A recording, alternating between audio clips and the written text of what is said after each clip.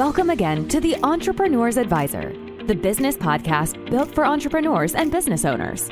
Join your host, Chip Schweiger, and his guests as they talk about proven strategies that can help you level up your company to go from 7 figures to 8 and from 8 figures to 9. If you're a business owner, investor, or industry insider looking for actionable tips to make more money, improve profits, and increase the value of your business, you're in the right place. And now, once again, your host, Chip Schweiger. Hi there, and welcome to this week's episode of the Entrepreneur's Advisor podcast, the podcast where you get one actionable tip each week to increase the value of your business. Say, if you're a new listener, a very warm welcome to what we think is quickly becoming one of the best business podcasts for entrepreneurs. And if you are a regular listener and subscriber, thanks for joining us again this week. Really happy that you're here. So I'm your host, Chip Schweiger. And to set the table for the new listeners, I'm a 27-year veteran of public accounting and corporate finance, where I've helped some of the largest companies in America grow. But my real passion is in helping entrepreneurs and business owners like you.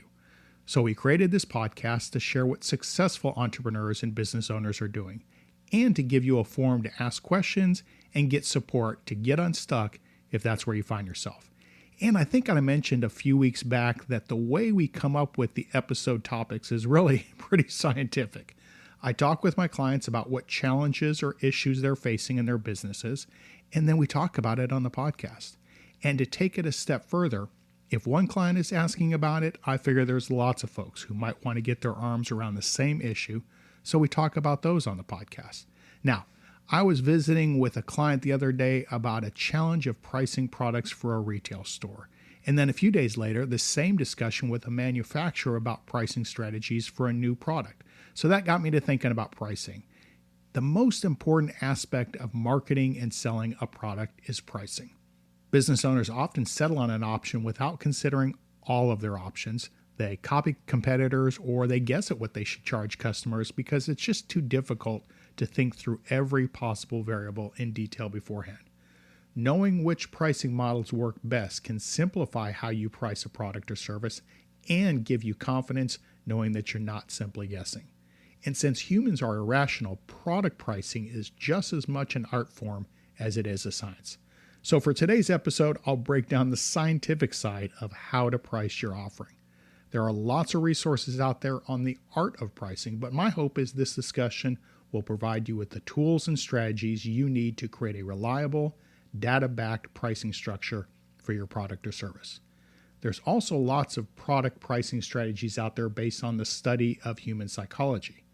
Ending your price with a 9 or a 5, for example, is called charm pricing. Millions of businesses have used charm pricing to price their products, and it's proven to increase sales. Or there's the rule of 100, a fantastic psychological hack to maximize the perceived magnitude of your discount, no matter the discount size. With the rule of 100, businesses use percentage amount discounts for items under $100 and dollar amount discounts for items over $100. Without a doubt, psychology is an important part of pricing, but let's take a look at scientific approaches and strategies. Follow these steps to arrive at the optimal price for your product. So step number 1 is find a base price by getting to know common pricing strategies in your industry. Entrepreneurs should take advantage of the most innovative pricing options available to them, and that's why we're talking about this week. I mean, if you want your business to navigate through the ever-changing dynamics of these current times, you might be looking at pricing. And one of the most simple ways to price your product is called cost-plus pricing. So cost-plus or cost-based pricing involves calculating the total cost it takes to make your product or deliver your service, and then adding a percentage markup to determine the final price. For example, let's say that you're selling a product with a following per item costs. The material costs are $10, the labor costs are $4, the overhead is $2, so you've got total costs of $16. Then you add a markup percentage, let's say 50%, which is kind of a retail industry standard, to the total cost, and that gives you a final product price of $24, which is the $16 in total cost times the 1.5% or 105%. If you remember our charm pricing tactic from the beginning of the episode, You actually might mark this product at $23.99. Now, this method is simple, it's fast, and it lets you quickly add a profit margin to any product you intend to sell. Market-oriented pricing, also referred to as competition-based pricing strategy, market-oriented pricing compares similar products or competition in the marketplace. So the seller sets the price higher or lower than the competitors depending on how well their own product matches up. Price above the market, and you're telling the marketplace that you're consciously pricing your product above the competition to brand yourself as having a higher quality or better performing item. Copy the marketplace, and you're selling your item at the same price as your competition to maximize profit while staying competitive. And price it below marketplace, and you're using data as a benchmark and consciously pricing your product below competitors to lure those customers into your store over your competitors. Now, each of these strategies in the market-oriented model has its pros and cons. With market-oriented pricing, it's important to understand the costs of making your product, as well as the quality compared to competitors, so that you can accurately price your product. Dynamic pricing, also referred to as demand pricing or time-based pricing, is another strategy in which businesses set flexible prices for a product or service based on current market demands. In other words, dynamic pricing is the act of changing a price multiple times throughout the day, week, or month to better match consumer purchasing habits.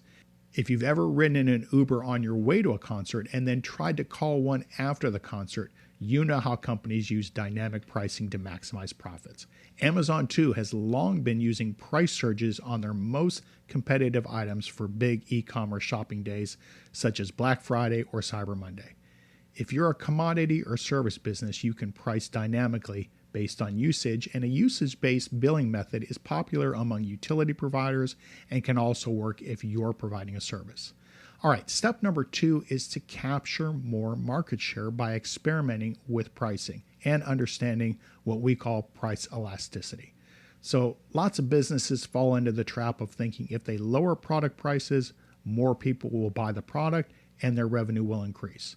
Strategically lowering product costs does have benefits and can lead to increased revenue. For one, it reduces the amount of money being left on the table, which we call consumer surplus, for customers who are willing to buy at various price points. Simply put, consumer surplus is the difference between what a consumer pays and what he or she would have been willing to pay. So how do you maximize profits while also capturing more market share? Well, you need to understand the sales volume of a product at particular price points and what allows you to remain profitable. In other words, you need to understand price elasticity. Price elasticity is a measure of the relationship between a change in the quantity demanded of a particular good and the change in its price. If the quantity demanded of a product exhibits a large change in response to its price change, it's termed elastic.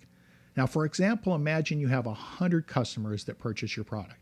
After testing pricing, you find customers convert at different rates depending on the price of the product. You also find that sales volume fluctuates with price. Given this small amount of data, you can now easily calculate how much revenue is generated from each price point. Theoretically, this is a great way to improve upon the base product price you calculated in step 1. But there's one small problem. What about the customers who would have purchased at a lower price point, or maybe at a higher price point? That's revenue that you're losing out on, and no sane business owner wants to do that, which is why you need a strategy to unlock that untapped gold mine. Now, there are lots of pricing strategies out there to do this, but my 3 favorites for profitably lowering prices are discount pricing, loss leader pricing, and anchor pricing. So discount pricing is a strategy where items are initially marked up artificially or start at a higher price, but are then offered for sale at what seems to be a reduced cost to the consumer. So an online retail store such as Macy's might offer discount pricing on all of its kitchen items for a limited time to attract new customers and to boost sales. This is a simple way to attract new customers that might not have bought a particular item at a higher price. The key to ensuring that the discount pricing strategy remains profitable for your business is to keep the profit margins close to zero or slightly positive. In other words, don't sell your products at a discount just to get customers in the door, only to find out that you're losing money hand over fist. Attract customers with discounts, keep your profit margin on discounted items close to zero, and then upsell or cross-sell other items in your store to turn a profit. That is, unless you want to give loss leader pricing a shot. So similar to the discount pricing in strategy, loss leader pricing takes a slightly riskier approach to attracting purchasers. Loss leader pricing is an aggressive pricing strategy in which a store sells selected goods below cost in order to attract customers who will, according to the loss leader philosophy, make up for the losses on the highlighted products with additional purchases of profitable goods. So you might start with a web special page that you promote via email and social media.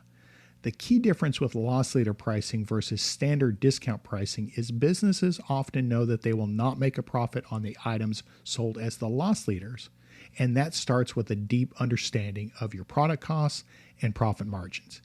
And if you remember back into an earlier episode, we talked about what trends are coming. And one of the tips to create a valuable business is to keep customers in your brick and mortar store for as long as possible. It's been proven that the longer they stay in your store, the more they purchase. So you might experiment with loss leader pricing to help attract large numbers of customers who would otherwise shop elsewhere. But be sure to apply other techniques to keep them in your store, and some of them will buy additional items with a higher profit margin.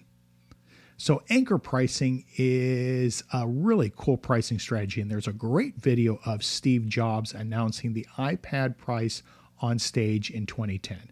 So he rhetorically asked the attendees what they should price the new iPad at, and he says, quote, "If you listen to the pundits, we're going to price it at under $1,000, which is code for $999.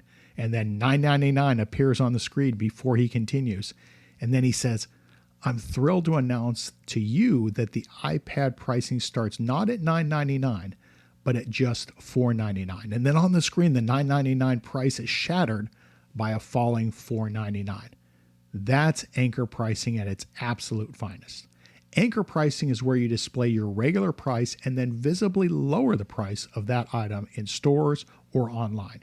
It works so well because it helps you to create an image in shoppers' minds that they're getting an incredible deal.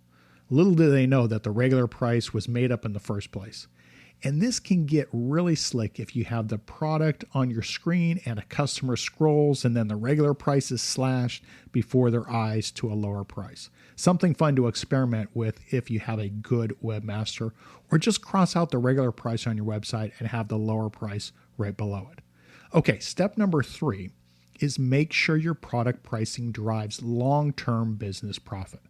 At this point, you should have some idea of where you're going to start with pricing your product. But our work here isn't done. To ensure that you maximize and maintain long-term product profitability, you must analyze your current business metrics as well as design a plan to constantly experiment moving forward. So the pricing strategies that we talked about offer good guidance on how to price your product. However, the mix of pricing strategies you implement must result in enough income to cover your overhead expenses while also leaving you a bit of profit to spark continuous growth. Overhead expenses are a whole host of costs that are fixed. You should consider them including rent, manufacturing costs, staff salary and related costs, packaging costs, and taxes. And I recommend calculating your overhead expenses on a monthly basis. That way you'll have a running and accurate total at all times, allowing you to proactively price your product based on your findings. And if you find you're operating at a month-over-month net loss, you can quickly make decisions to return to profitability. Now, there are many things that directly affect the pricing of a product. That's why it's important not to allow your pricing strategy to remain static. Prices that fluctuate and move with the market will help to increase revenue and decrease consumer surplus. And so here's 3 great ways that you can experiment with your pricing. The first one is raise your prices on your best sellers. And we've talked about before about how lowering product prices can lead to a reduction in consumer surplus. Well, raising your prices can have a similar positive effect. If one or more of your products is selling at a high volume, experiment with raising its price ever so slightly. And this will increase your gross revenue and allow you to make up for any other products that aren't quite pulling their weight. One way to offset the potential negative impacts of raising your prices is to experiment with pairing higher prices with giveaway items or spiffs. You know, like the shops where you go and you buy a ball cap and you get a t-shirt for free. This helps make your customers happy while also increasing the bottom line. Another way is you could take advantage of seasonal discounts or promotions. So seasonal sales and promotions are one of the best ways to attract more customers to your physical store if that's what you have. Even something as small as offering free stickers can help to increase customers and revenue. And a third way is model, but don't copy your competitors. As with any great business or pricing strategy, looking towards the market, and particularly your competitors, is a great way to stay on top of current pricing trends. Everything from stock market fluctuations and employee rates to new laws and trends can affect the price that people are willing to pay for your product. That's why it's important to keep an eye on the market and on your competitors. But remember, you're operating on your terms with your overhead expenses and your profit margins. So while it's great to evaluate how they're pricing their product, you need to put your business first. Tons of businesses are vying for customers' attention regardless of what industry you're in. One way to gain a competitive advantage in a wild marketplace is to have a pricing strategy that is dynamic, one that moves with the market, and one that allows your business to remain profitable all at the same time. The last thing you want is customers leaving your store because you failed to adapt and fail to update the value of your product. Use these tips constantly throughout the year. Save this episode so you can come back to it. Do whatever you have to do to keep yourself accountable for ensuring that your product pricing strategy remains competitive. And if you want to visit more on any of this, just drop me a note at chip@vistiumgrowth.com. Hey, that's all for this week, but just one last reminder, we're on Facebook, we're on Instagram, and we're on Twitter. And all of them are at Vistium Growth. So let's connect. And with that, hope you'll join us again next week. And until then, we'll see you. You've been listening to The Entrepreneur's Advisor, the podcast for entrepreneurs, business owners, and investors. If you've enjoyed today's episode, please subscribe to this podcast. It's easy to do so by clicking on that subscribe button or follow button. And you can also visit us on the web at www.vistiumgrowth.com/podcast. That's VISTIUM growth.com. We'll catch you in the next episode. And thanks again for listening to the Entrepreneur's Advisor podcast.